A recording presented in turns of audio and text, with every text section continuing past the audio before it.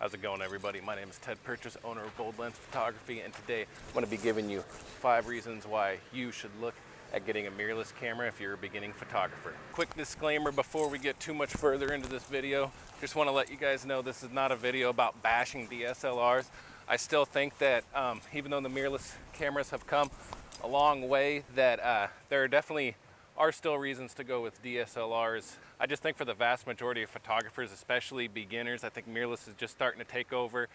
It's superior in a lot of ways, but just to be fair and objective, at the end of this video, I am going to give you a few reasons why, even as a beginner, you might want to go with a DSLR instead of a mirrorless camera. There's definitely a few merits to that. I'm trying to be fair, I'm trying to be objective here, because if I come on and act like a fanboy and just start bashing camera companies, that doesn't help you make an intelligent buying decision. So let's go ahead and get into the video. Okay guys, reason number 1 is going to be what you see is what you get, and highlight and shadow warnings. And basically I've gone over this on a video, and I'll pull up some footage here really quick.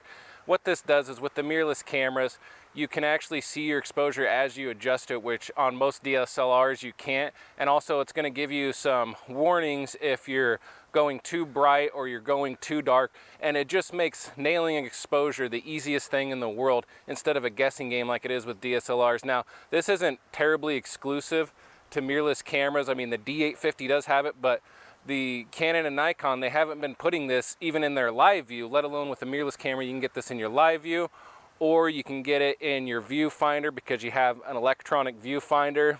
And it's just, especially for beginners, it's just going to make things so much easier to learn how to get your exposure right every time. Reason number 2 is the size advantage. Mirrorless cameras are smaller, and for some people they may not think that's a big deal, but once you really get into photography, I found out that it's a really huge deal, especially for beginners, because if you got a big, huge, bulky DSLR camera, there's a lot of times where you're just going to leave that at home. If you have a nice small mirrorless camera that you can fit in your pocket, or you can fit in your purse or in your car glove box or whatever, really nice and easy, it's just going to be, you're just going to be out with a camera more often. You're going to go get more practice. It's going to be more enjoyable to shoot. As soon as I switched to mirrorless, I started really just going out and shooting for fun much more often than I used to when I shot with a DSLR. Now, there are, some people have some complaints about that. They say that the cameras, they're too small and they're not going to fit their giant hands. Well, I'm 6'4", I got pretty big hands. Sure, there's people with bigger hands than me, but I've never really had a problem using these smaller cameras. As a matter of fact, I really enjoy using them. Not having so much weight on my wrist just makes it a lot easier to shoot all day with. And another complaint people talk about is, oh, some of these mirrorless cameras, by the time you put on the lenses, they're big and bulky, and that's just simply not true. Really, it's kind of true. Like, some of the bigger Sonys with the bigger lenses, yeah, they're almost about the size of a professional grade DSLR, and especially when you start to get into some of the pro mirrorless cameras, they kind of do the bigger DSLR body with the bigger grip, and I think that's mostly just because when you start putting the bigger lenses on, you're going to need that grip. But on the other side, you have a ton of mirrorless cameras that are just teeny tiny with little flat pancake lenses that you could buy that are just way smaller than anything you're going to get with any DSLR company. So there are some cameras and lenses that are big, just as big as like a DSLR, but there's a lot that are way smaller than any DSLR that's ever been made. Reason number 3, guys, future-proof. A while ago, the Micro Four Thirds systems like Panasonic and Olympus, they used to have DSLRs, just like Canon and Nikon did. Sony had their A mount, which was kind of like a DSLR, except for the mirror was a fixed see-through mirror. And now they're all switched to mirrorless, and all those mounts, they're not really supported anymore. And there's a few people that use them, but they're not really coming out with too many new cameras and lenses for them. Nikon and Canon, they've been talking, and it sounds like this year, possibly maybe next year, that they are going to start bringing their first serious full-frame mirrorless cameras out. So I'm just kind of wondering if Canon and Nikon, if they're still going to keep supporting 2 full-frame mounts. That doesn't make any sense to me. I think they're going to be doing what all the other companies are doing. I think they're going to start supporting the mirrorless mount. They're not going to support the DSLR mounts, just like all the other companies did. I could be wrong. This is pure speculation, but I just think that that's what's going to happen. And when you start investing in a system, the last thing you want is, you know, in a few years to it kind of already be obsolete and for there to be a better system out there. So just keep that in mind. You know, even in, you know, you could wait if you really like Canon and Nikon, you know, maybe don't invest heavily until they come out with their own mirrorless, more serious mirrorless cameras. So that's definitely one reason why I would look at getting mirrorless is I think they're just more future proof, and I don't know how much the Canon and Nikon mounts are going to last once they start making their mirrorless cameras. Reason number 4, guys, in-body image stabilization. So this is not a technology that's exclusive to mirrorless cameras, but Canon and Nikon haven't put this in a single camera. You can get Pentax, which is a DSLR that has in-body image stabilization. Not a lot of people have been going with Pentax lately. I think they're fantastic cameras, but it just seems like the company's having issues. They're not really supporting it that much. But when you look at Sony has IBIS, and they have it on most of their newer cameras. Panasonic has most of their newer cameras. Olympus has it on pretty much all their cameras. They've had it for quite a while.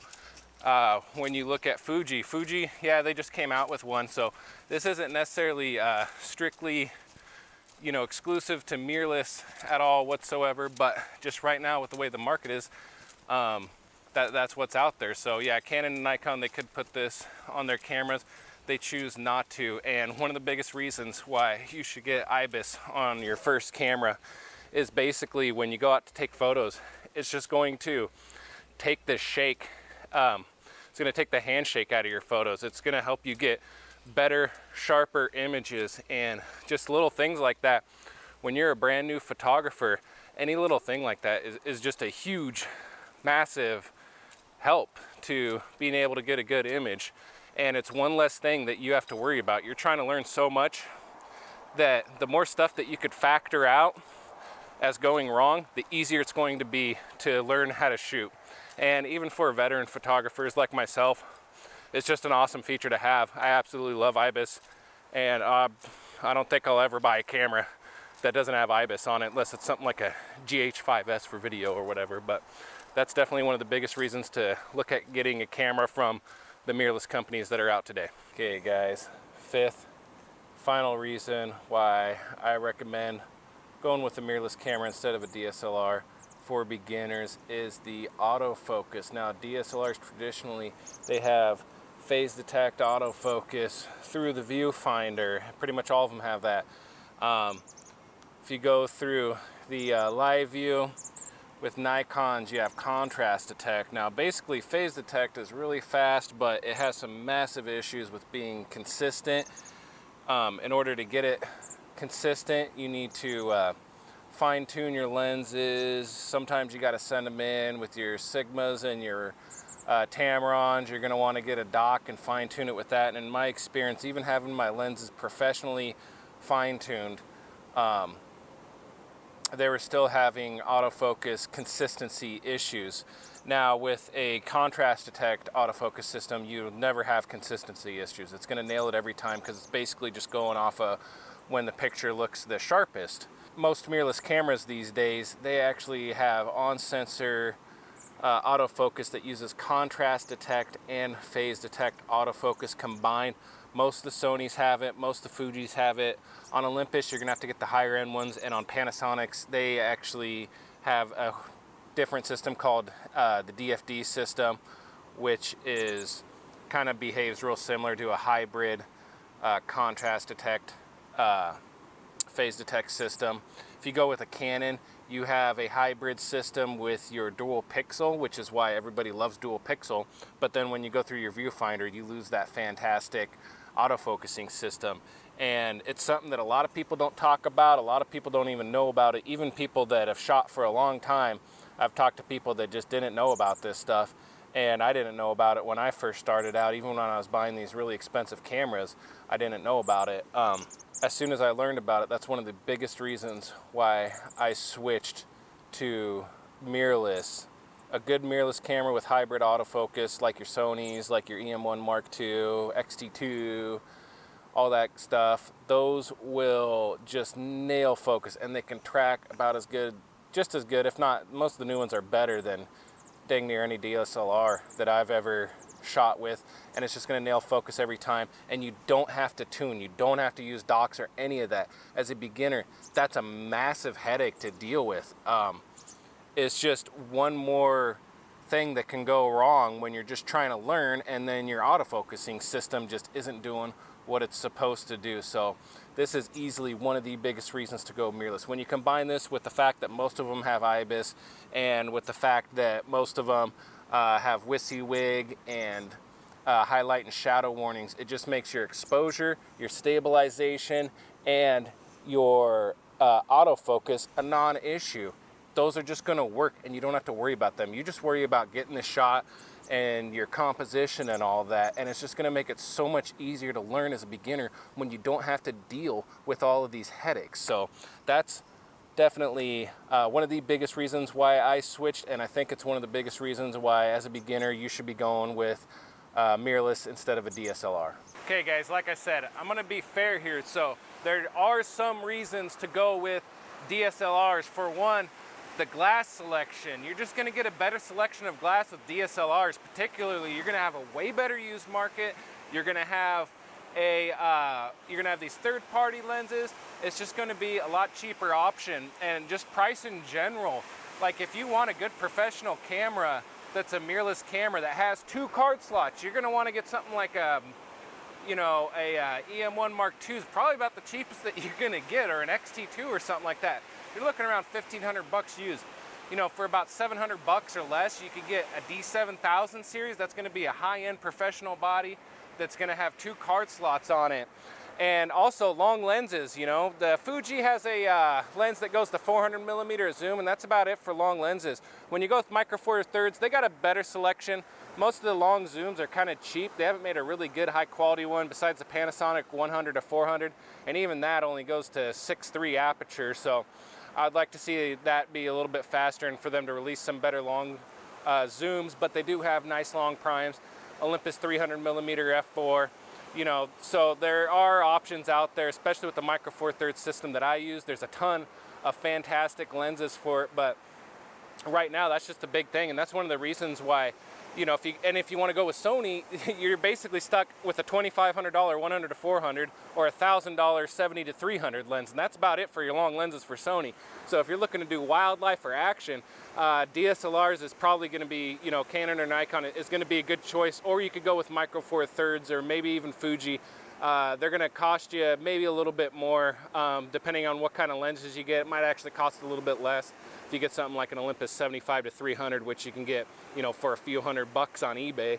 But yeah, that's definitely 2 of the biggest reasons why I would maybe stick with Canon and Nikon. There's a few other things like dual pixel autofocus. A lot of vloggers are going to like that. It's just some of the best autofocus that's out there. Canon in general is pretty good for video. Panasonic and Sony are also amazing. They're just kind of good in different ways, but overall I feel like for stills, the Canon, they're just falling behind in stills. Nikon, on the other hand, they're pretty good at stills, but they're falling behind in video. I just think overall for most people, these mirrorless cameras are just a better option. But if you're on a real strict budget and you want to get a lot of lenses and you want a nice pro body, then yeah, you might have to go with the DSLR for right now. But I don't know, I think for most people it's just not worth it. Really just depends on what kind of work you're going to do. Go do your research on gear and get the gear that's best for you. Now, as far as what I'd recommend, just real quick, this isn't going to be a huge video on which mirrorless cameras to buy. I'll be doing some more extensive videos on that in the future, but if you're looking for some recommendations, you can't go wrong with the Sony a6000 series. Those cameras are insane, they're cheap, and they are just packed full of features and performance that most high-end professional cameras don't even have. They're absolutely insane. That's an awesome deal, and it gets you into Sony, which is kind of the top of the line pro you know, system for mirrorless. Other than that, you know, I'd say look, if you want something that's just insane bang for your buck, the cheapest camera that's just loaded, the EM10 series is amazing. It doesn't have hybrid focus, so it's going to be tough to track with, but it's going to be deadly accurate for still things. If you want a really cheap camera that's feature packed, I mean just crammed full of features, GX85 is a good choice. If you're looking for a camera that's going to be fantastic for video and for stills, I think the G85 is just the best on the market right now. Or if you go DSLRs, the Canon SL2 is also pretty good for those. But you know, there's a lot of good mirrorless cameras out there. But anyways, that's going to be it for this video, guys. And hope this helped you make a decision that's going to get you some better photos, and I'll see you next time. Hey guys, if you enjoyed this video, be sure to give it a thumbs up, subscribe, enable notification, and comment down below. If you'd like to support this channel so I can make future content, check out my website, boldlensphotography.com, where I sell fine art prints. You can also donate money at patreon.com/boldlensphotography, and I'll have links below to all my social media accounts. And hope you guys enjoyed the video, and I'll see you next time. Bye.